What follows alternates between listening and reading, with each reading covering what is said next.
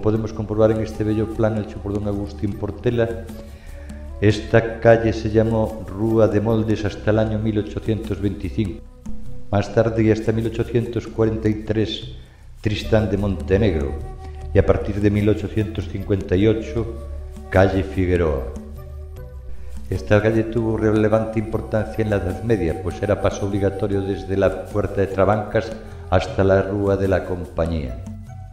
Su tramo está comprendido entre la Plaza de la Estrella y la Plaza de la Neña, haciendo esquina con la casa de Juan Barbeito Padrón, conocida también como Casa de las Caras.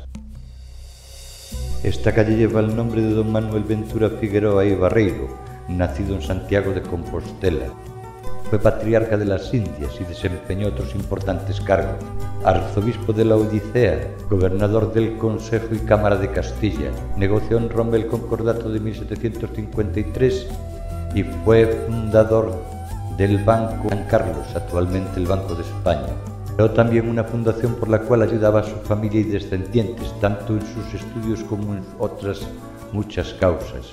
El profesor Filgueira Valverde, en su estudio sobre Manuel Ventura Figueroa, entre otras muchas cosas, nos dice que tuvo 9 hermanos y que ninguno de ellos tuvo sucesión. Nos ofrece los siguientes apellidos en la ascendencia del religioso: Cerviño, Somoza, Portela, Vidal, Figueroa y Cabanelas.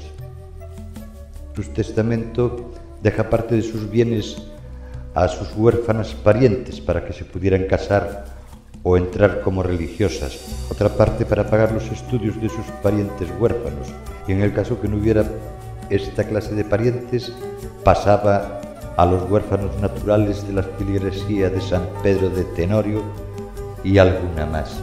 En esta calle vemos casas típicas del siglo XV y XVI, todas bellas, pequeñas, con la fachada de tablas salientes y sus correspondientes soportales.